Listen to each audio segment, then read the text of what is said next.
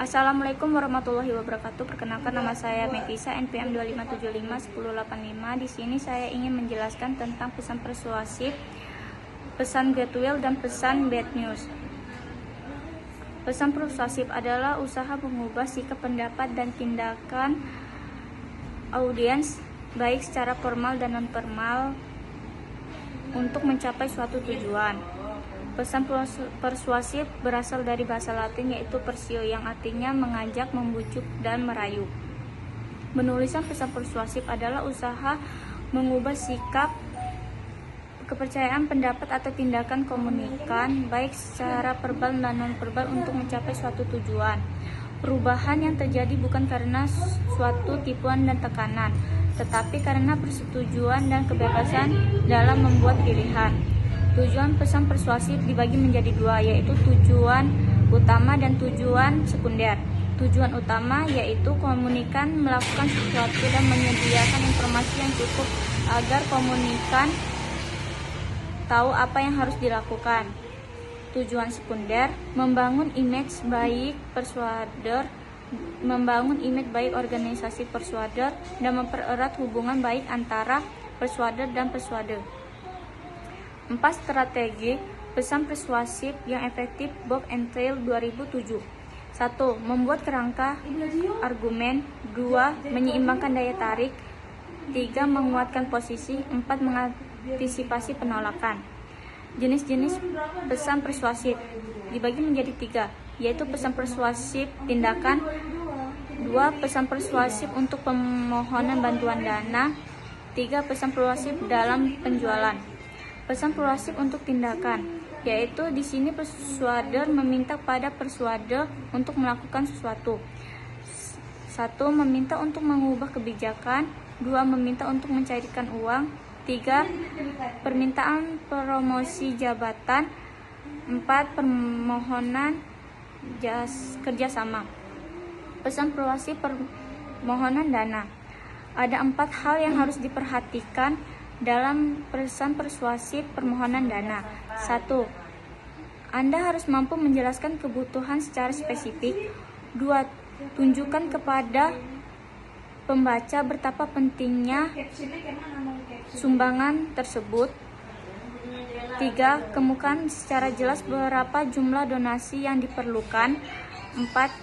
Jelaskan manfaat atau kegunaan donasi yang telah diberikan pembaca. Pesan persuasif dalam penjualan. Pesan ini disampaikan kepada persuader dengan tujuan ingin menjaring konsumen baru, mengingatkan pelanggan. 2. Pesan organisasi dengan penekanan alasan kenapa suatu produk layak untuk menjadi pilihan. Penerapan model AIDA pada pesan penjualan. 1. Hampir semua pesan penjualan disiapkan mengikuti rencana AIDA.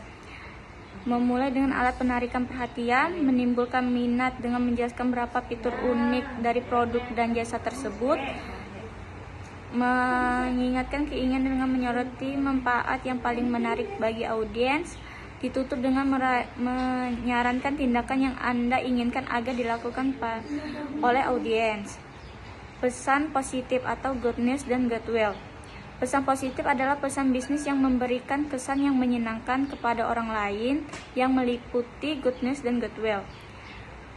Mengorganisasi permintaan pesan rutin dan positif menggunakan pendekatan langsung atau deduktif. Good news. Pesan good news adalah surat yang menginformasikan kabar baik atau berita yang menyenangkan.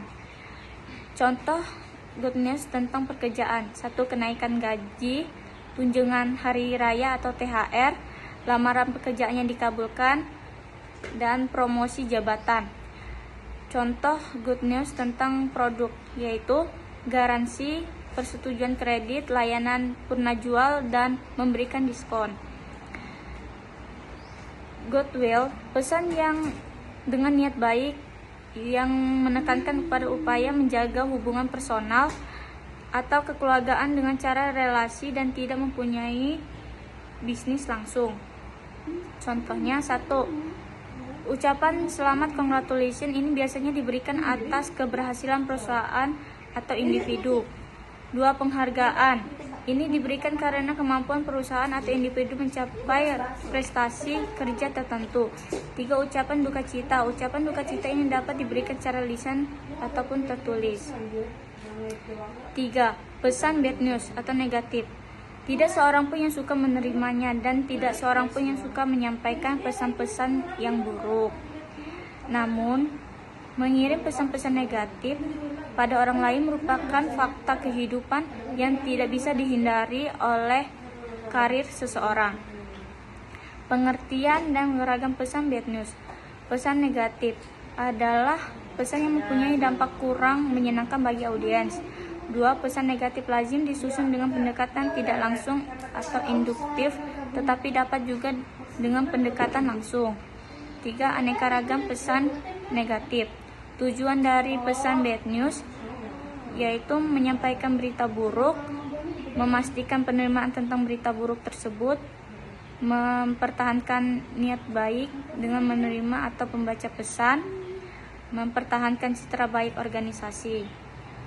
Menulis pesan negatif. Gunakan bahasa sopan dengan kata-kata yang tidak bias. 2. Gunakan pers positif dengan pesan-pesan negatif dan jelaskan kesalahan penerima dengan kalimat pasif. Menyelesaikan pesan-pesan negatif. Revisi pesan Anda dengan memastikan semuanya jelas, lengkap, dan ringkas. Pilihkan desain dan tata letak yang bersih dan profesional. Pastikan pesan negatif disampaikan tepat waktu. Pendekatan langsung. 1. Buka dengan pernyataan yang jelas tentang berita buruk. 2. Jelaskan alasan-alasan dan tambahkan informasi. 3. Tutup dengan pernyataan positif.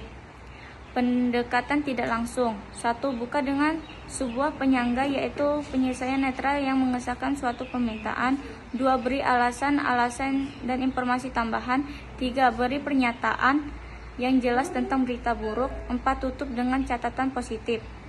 Penolakan permintaan rutin. Penolakan pesan rutin baik berisi alasan logis dan diungkapkan dengan bahasa yang halus dan sopan agar hubungan baik tetap terbina. 2.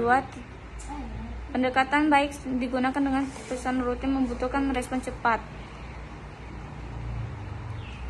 Menanggapi berita buruk tentang transaksi. 1. Berita buruk tentang transaksi suatu tidak disambut baik dan biasanya tidak diharapkan. 2. Yang tidak diharapkan pelanggan. 3. Pendekatan yang digunakan tergantung pada harapan pelanggan. Pencernaan nama baik, yaitu pencernaan nama baik adalah sebuah pernyataan yang dapat merusak karakter atau reputasi seseorang. 2. Untuk menghindari dituduh melakukan pencemaran nama baik harus bisa membuktikan. Sekian penjelasan dari saya. Wassalamualaikum warahmatullahi wabarakatuh.